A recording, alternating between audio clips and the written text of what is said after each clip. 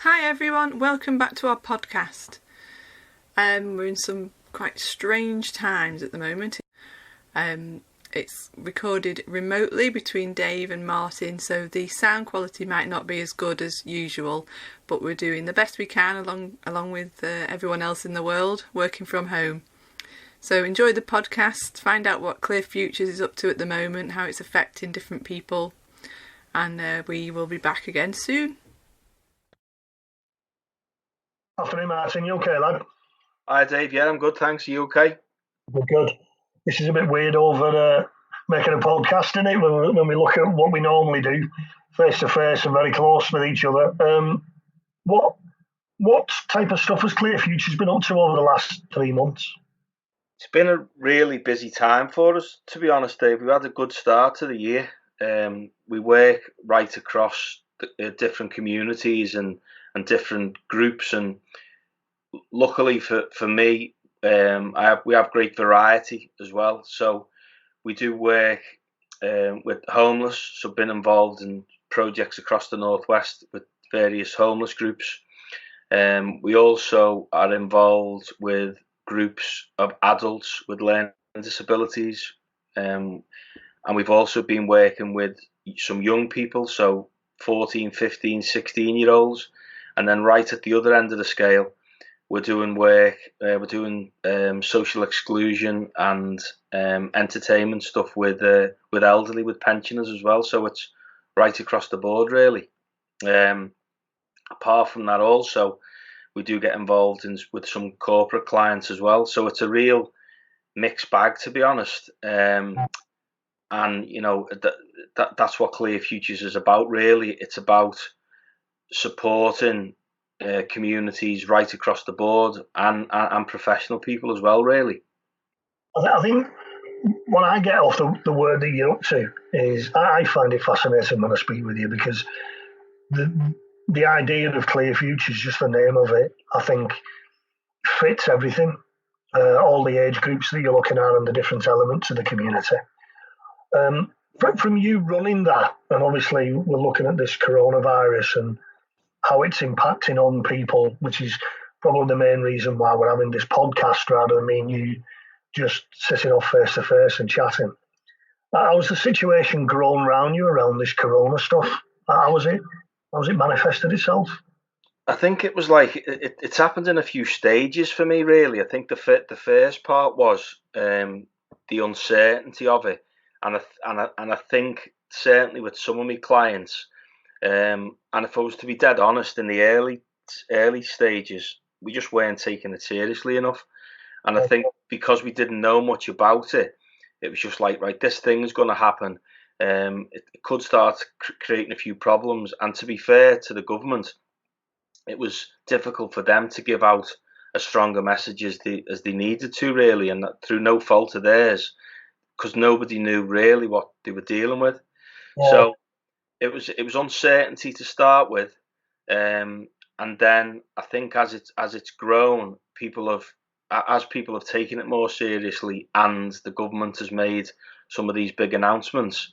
I think a lot of anxiety kicked in, really, yeah. And that's obviously what we found the biggest fallout has been, certainly throughout some of the communities and the various groups that I've mentioned. They've really struggled to process the change, really. I think from my point of view, I mean, looking back, it's really strange, because as is with social media and how live it is and how current it is, it started off with me with quite a few funnies. Like the silly WhatsApp videos and various things that go around. When anything that happens in society now happens, there's always somebody poking fun at it and an opportunity to create someone that's sometimes not humorous over the social media platforms. And I think I agree with you regarding how quick and how serious it ramped up for me, from receiving a couple of WhatsApp funnies off a few people who I know, and giggling at them and going, yeah, whatever, as we have with other things that's happened, but then all of a sudden this really, really serious dark message coming in around the isolation and the effects, and as the media's ramped up with information and all sorts of differences. I think for me, just for yourself, really, how has that changed what you're doing now? I mean, obviously you spoke about your clients. I mean, let's go into you personally. How has it changed you as an individual, really? So it's been massive. I mean, I've got obviously me two daughters still live at home, so I've got 18 and a 21-year-old. My youngest daughter's 18 on the 1st of May. My eldest daughter is 21 in October. So this was like a massive year for us. So it's affected us on loads of different levels, but sort of like the family emotional side has been difficult because obviously the girls had a massive year planned. So it's sort of been helping them and coaching them through that has been one side of it. But then there's been the work element because they're both working from home. So they're both studying, they're both in uni and college, but have got jobs to support their education. So we found ourselves, like, millions of other families across the UK, in a really strange scenario where we wouldn't normally be spending that much time together. And obviously that comes with its own difficulties. And I know you and I have spoke about the awareness of this for families and structuring these changes. And I think, this is only the beginning of it, really. Yeah. Do you find have you been told off more often than you would normally be told off? Mate, what do you think? I'm living with 3 women. So, I know there's been a lot of stuff on social media which I thought was really funny about dogs hiding from their owners because they didn't go for another walk. My 3 dogs, my gun dogs, are like looking at me like, can we just have a can you just give us a minute to just have a bit of peace, please? I don't want to go for a walk. I think for me, with you knowing your background with Clear Futures and the communities you're working in and all that, how do you think the main routines have changed for some of your close clients? And I know we don't want to mention anything on here. We're not going to mention any names, and we're not going to mention any businesses or any specifics. But I think, have you seen individuals' routines change around you that where they have been struggling with it and they've confided in you, which is the coaching bit that you do and the one-to-one stuff? Yeah, it's been massive, and to be honest, it's been on so many different levels. And like the good thing about this, in a way, is I've had a great response. I know you and I have spoke, in depth over the last few days about still wanting to be connected. And we have set up online support and mobile support also, which we've just released across social media. But just one thing that struck me, I've had a lot of contact from the organisations that we work with, but just one thing, like a neighbour, a guy who lives like 4 doors away from me, I'd seen my post on Facebook basically offering support, didn't know what I did. I know what he does. He comes and goes. He's a landscape gardener, and we just passed each other on the street 2 days ago, and across the road he basically broke down and just said, "I'm on my own with my son. I work 7 days a week. My customers and my friends. I've got no one to speak to, and my anxiety's going through the roof." So I've ended up having a good chat with him. Obviously, keeping social distancing, but just out of this has come that awareness of him knowing what I'm doing. But what struck me is, if that's happening 4 doors away, how many people is that happening to throughout the country? And what's the fallout going to be of this long term? That's what concerns me. I think as these podcasts go, and as we carry on communicating like this and putting it out there, I think the story of coronavirus will unfold. And I think that there'll be different phases with individuals who are working with personal development and working with people. Because my views on it. If you're working in the communities, if you're working in the third sector, or you're a corporate client and you're a CEO of a multinational, at the end of the day, both me and you, we work with behaviour, don't we? We work with people. And I think it's going to hit a lot of people. I think the processes have changed, and the stuff that we put out on the website, on the Max Edge website, is there for people to access and help. And I know what you're like as regards. So I've seen some of your posts on social media offering individuals support. Give me a ring, do the email, phone, whatever it might be. And I think for me, it's me interviewing you today. There's a level of pride there as well with the clients who you're servicing. And I know, because I've heard off them secondhand, that they think a lot about you. I mean, how can you see things changing for you over the next 3 to 4 weeks? Just do a bit of a short one there, because nobody knows what's going to happen after that. But can you see you doing more online work like we're doing now? Do you think the social distancing will isolate people where they'll turn more to Skype or various areas that I know you're dabbling in? What do you think? Yeah, I think definitely, and I think the reason why we've decided to do this early on is to let people know that it's there, that it's out there. And what I'm going to do is I've spoke with Katie. We worked with you at Maximum Edge, your wife, and basically I'm going to do 3 videos weekly, not dead long, and not a little bit light-hearted maybe sometimes, but just to keep people connected. And I think the further we go into this, and as the weeks roll by, I think some people who may not feel as if they're ready for this support now, I think in 3, 4, 5, maybe 6 weeks' time, they probably will be. So I think our job now is to make people aware that the support is there. They may not want to use it straight away, but there's more of a chance that they're going to need it further down the line. And I think I'm the same as you. We don't just necessarily want to be supporting our direct contacts in these organisations. We've opened this up to friends and family of the organisations that we work with, and I think that's important as well, because that there won't be a lot of support out there unless it's digital or mobile. I've done the coaching bit this morning. Like I'm doing with you, I've done it on the phones this morning, really, due to the nature of the business I've been coaching. And they're a multinational, so they've got businesses in Spain and Germany. And I think part of the Max Edge website, I've been directing them to it and having a look at the international page to see the reach of where the podcasts are being downloaded from. So I think for me as a business, I'm quite aware that we're not just in the 80s, the coaches before technology were getting in the car and they were turning up at a business and they were doing the one-to-one stuff.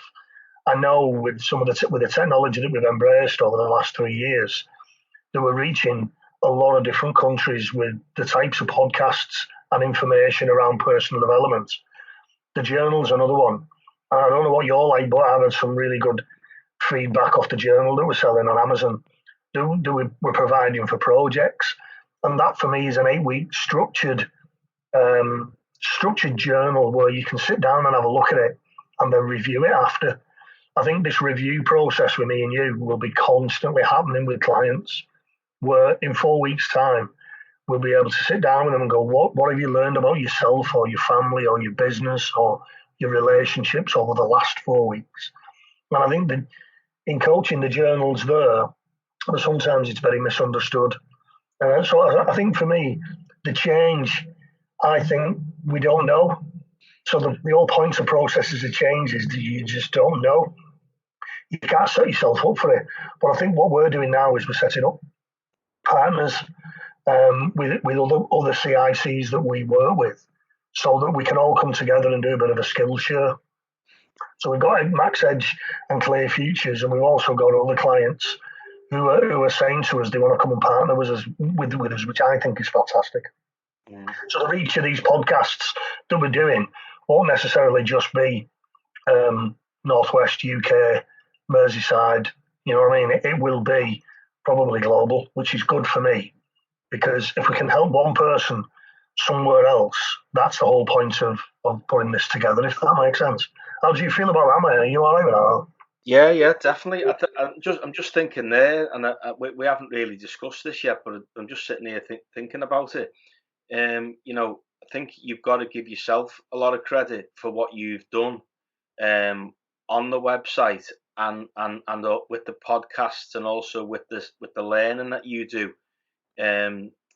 Across different countries as well, because really all this stuff you've had the podcasts on for a long time, and as you say, you can gauge where they're being looked at, and I know you've had them all over the world because I've seen the statistics. But that just shows to me how forward thinking you've been with your business model over the last few years, which none of us knew this was going to come about. But hasn't it put you in a great position to reach out to people? Now that we're in the midst of this virus, I don't know whether you've thought about that. I think for me, it's more about, I have thought about it, but I'm really interested in sharing as well.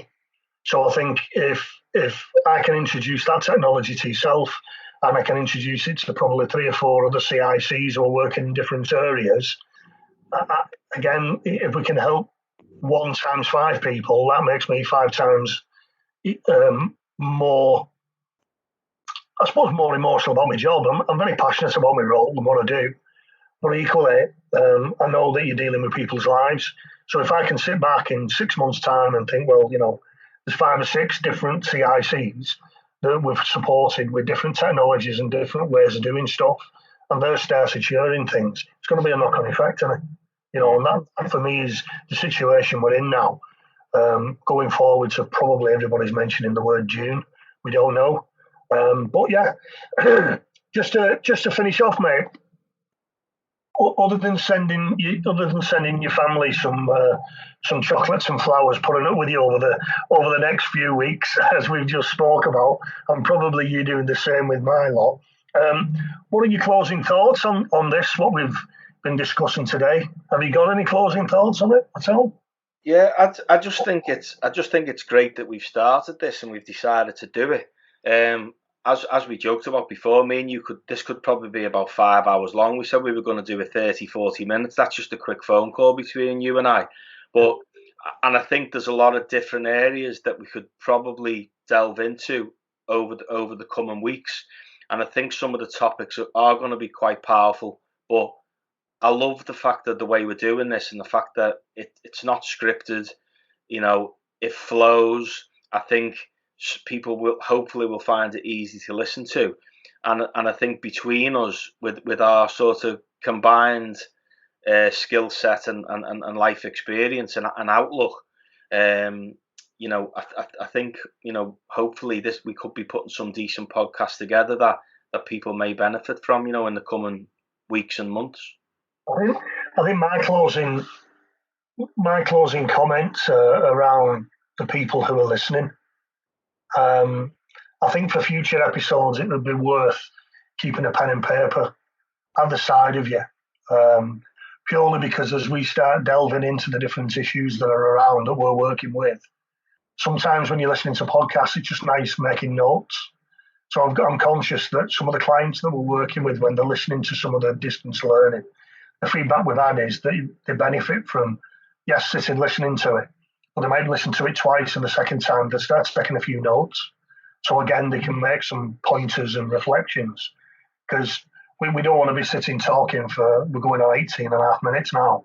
We don't want to be talking for 20, 25 minutes, and individuals who are listening to it probably lose the message, if that makes sense. So that would be my closing thing around, if you're listening to this stuff regular, make sure you've got a journal or you've got a pen and paper at the side of you to make some notes. And then after the podcast listened in your own personal private time, you can make some notes around how you fit it into your life. And it could be, as you said, about relationships. It could be about finance. It could be about behaviours. It's whatever it is.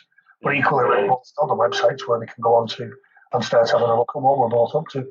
Brilliant. Thank you for today, mate. As always, it's been a pleasure and an education. What are you up to sort of tomorrow? Have you got anything in place for tomorrow?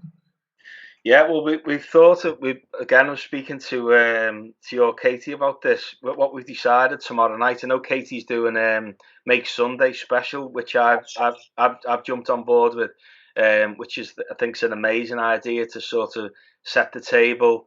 Put your Sunday clothes on, have a nice meal, do something a little bit different. The four of us tomorrow night, we're having a movie night.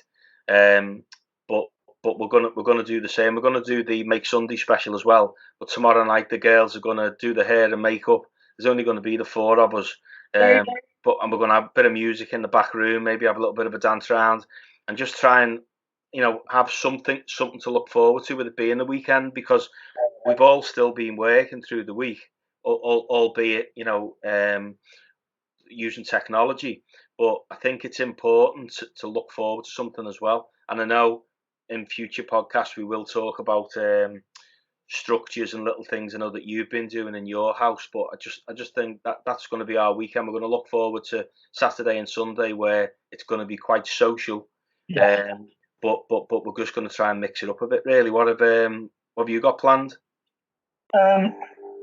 Usually we're looking at utilising the garden, mate, to be honest. I think for me the garden's like another room for us. Certainly with the family. So we'll be spending a lot of time out there with Cayman doing various things. I know the sort of, which is as usual, and I'm getting off other people around me. The Netflix area and the variety of what you can do and occupy yourself on TV is fine. But I just don't think you can beat that social element of spending time with each other. At a time where we're all being pulled from pillar to post and there's nerves there. And then we're going to go headlong into, as we've said, we did it last week with Katie with Mother's Day. The restaurants were shut, everywhere was closed. But me and Cayman made a bit of an effort, and we did a starter main and a pudding.